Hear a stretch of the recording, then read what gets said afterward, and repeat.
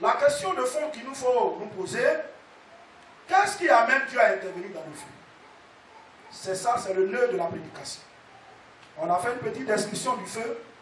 Maintenant, venons au problème sérieux. Qu'est-ce qui amène Dieu à intervenir dans le feu? Le premier élément que je voudrais citer se trouve au verset 15. C'est le défi lancé par Nebuchadnezzar à Dieu. Lisons, chers bien-aimés. Verset 15, la dernière partie. Si quelqu'un trouve, peut lire avec moi. Il dit ceci. Veuillez m'excuser. Au verset 15, il dit ceci. Et quel est le Dieu qui vous délivrera de ma main? Ça, c'est un défi que le roi Nebuchadnezzar lance au Dieu d'Israël. J'allais dire à Shadrach, Meshach et Abednego. Souvent, dans tes rapports avec les gens, il arrive que des gens te lancent des défis sur le plan spirituel. Il se dit, lui là, on va le détruire. Lui là, celle-là, elle ne va jamais réussir. Celle-là, son foyer là, elle ne va pas rester dedans. Ça ne peut pas aller. Son foyer, on va partager ça.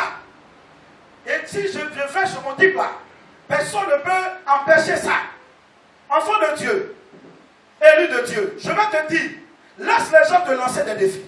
En réalité, quand on te lance des défis, ce n'est pas à toi. Mais c'est à celui qui est derrière toi. Celui par qui tu vis. Celui qui marche à côté de toi et qui te tient. Et quand on lance ce défi, bien aimé, Dieu se tient prêt à le relever efficacement. Souvent, si nous ne voyons pas Dieu, quand il y a les défis, c'est parce que nous abdiquons au niveau de la foi. Il dit, quel est ce Dieu? Une question qui est posée, un défi à ces trois juifs. Mais ils savaient que leur Dieu était avec eux. Et ils répliquent, ils disent que nous n'avons pas besoin de te répondre là-dessus. Nous n'allons pas nous procéder à adorer la statue. Et même si Dieu ne vient pas nous délivrer là, on ne va pas le faire. Mais avant ça, ils ont dit que notre Dieu nous délivrera. Quand un défi est lancé à l'enfant de Dieu, ce n'est pas à lui, mais à son Dieu. Galates 2:20, il dit, j'ai été crucifié avec Christ. Et si je vis, ce n'est plus moi qui vis, mais c'est Christ qui vit en moi. Dieu est avec nous, il nous entoure de partout. Il y a un homme de Dieu qui a pris une illustration qui m'a beaucoup plu, même si ce n'est pas trop pesable. Il dit que le chrétien est comme le jaune de l'œuf. Le jaune de l'œuf, vous voyez, non? Avant de le trouver, il faut enlever la coquille. Quand tu as fini d'enlever la coquille, qu'est-ce qui vient? La membrane. C'est ça, non? Bon, il ne sait pas si... Et voilà. Après la membrane, on touche le blanc. Et après le blanc, voici le jaune qui est là. Vous voyez, non? Donc, nous adorons ce seul Dieu distinct en trois personnes. Ces trois personnes travaillent de concert pour nous protéger, pour relever les défis qui nous entourent de partout. Et comme elles sont avec nous, nous allons être victorieux dans le nom de Jésus. Souvent, le feu, quand il est mal géré, il aboutit à des résultats fâcheux. Vous voyez les gens qui sont à l'église, mais qui sont amers contre Dieu. Seigneur, pourquoi tu m'as fait comme ça même? Seigneur, pourquoi tu me laisses souffrir comme ça même? Toi-même là. Hein? Et puis il parle avec Dieu, durement avec Dieu. Ça aussi c'est un péché. Si tu es dans cette prière là, je te comprends. Hein? Mais après ça va faire ça, répands-toi. Alléluia. Répands-toi. Quand le feu est mal géré, ça aboutit à l'infidélité et à l'abandon de la foi, à la dissolution. Tu vois, le type, il ne vient plus à l'église, il vit maintenant comme un païen, parce que justement, il se dit qu'il a rencontré un problème, Dieu n'est pas intervenu. Alors Dieu n'existe pas. Et Dieu existe. Alléluia. Donc, le défi a fait intervenir Dieu. La deuxième chose qui a fait intervenir Dieu dans le feu de Shadrach, Meshach et Abednego, c'est leur fidélité. Quelqu'un dit avec moi fidélité. Fidélité ici, c'est dans le sens d'un attachement sans faille à Dieu. Un homme qui est fidèle, il a les propositions du monde qui sont là. Les propositions de Satan qui sont là. Les plaisirs du péché qui sont là. Mais quand il regarde celui que représente Jésus pour lui, il préfère fermer les yeux sur ça et s'attacher à la personne de Christ parce que c'est lui qui a payé le prix à la croix pour nous. Alléluia. Tu es jeune fille, vont te dire, mais regardez, moi je suis prêt à prendre soin de toi. D'ailleurs, même à la maison, vous n'arrivez pas à manger. Je paye la scolarité, l'année passée tu as échoué au bac, mais je vais payer la terminale. Même si tu vas à l'université, je suis prêt à prendre soin de toi. Et puis. Qu'est-ce qui dit que je ne voudrais pas te marier? Il y a eu des exemples comme ça. Et puis il sème. Satan passe par cette personne pour s'aimer dans ta tête. Pourquoi? Parce que l'objectif qu'il vise, c'est que tu abandonnes la foi. Que tu dises à Jésus, je ne marche plus avec toi, mais je marche avec le plaisir. Là aussi, quand tu arrives à obéir à Jésus, on dit de toi que tu es une jeune fille fidèle. Ce matin, notre fidélité fait intervenir Dieu dans notre feu. Alléluia. La fidélité, l'attachement sans faille à la personne de Jésus-Christ de Nazareth. La fidélité paye.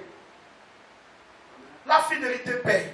C'est pourquoi remarquez bien, ceux qui vont d'église en église, souvent quand vous regardez leur état spirituel, c'est un état spirituel défectueux. Ils n'arrivent pas à croître. Dieu n'est pas dans ce qui est injuste. Dieu est dans la fidélité.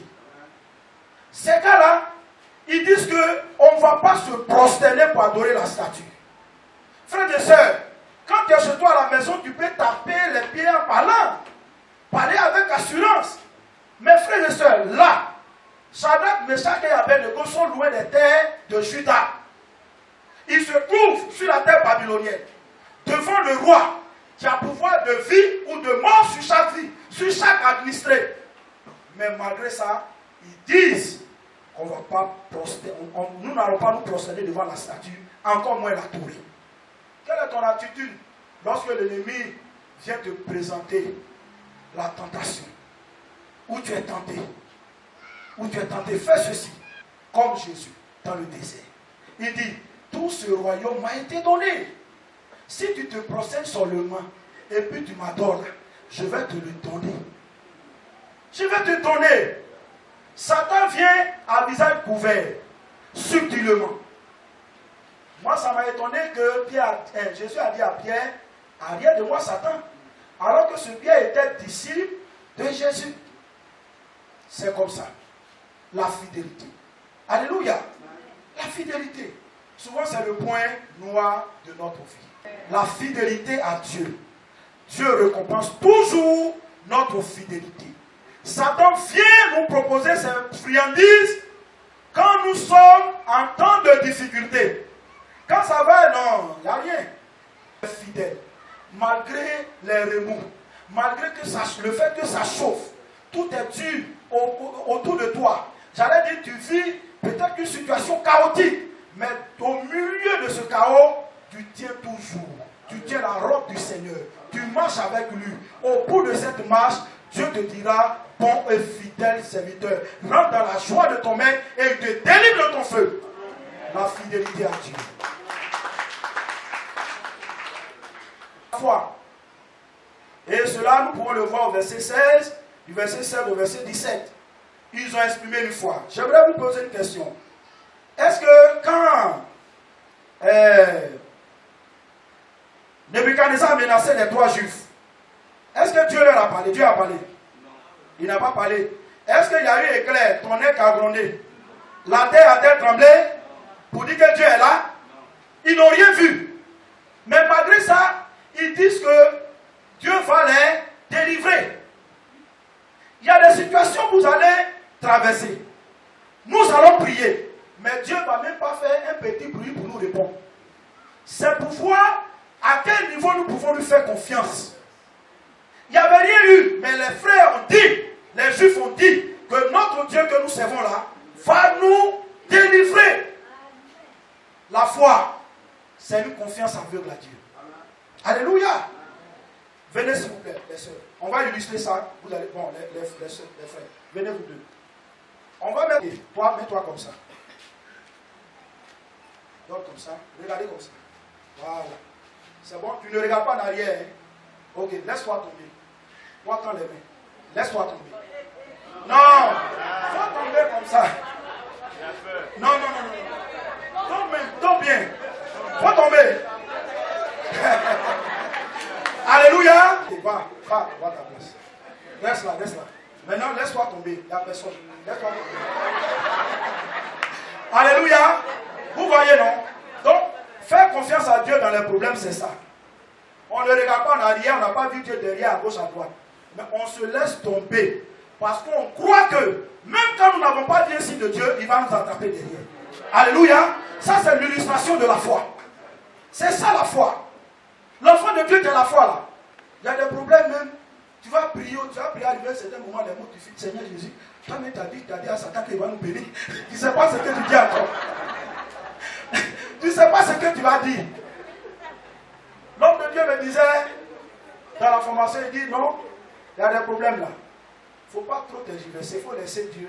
Garde le silence, il va régler. C'est comme ça la foi.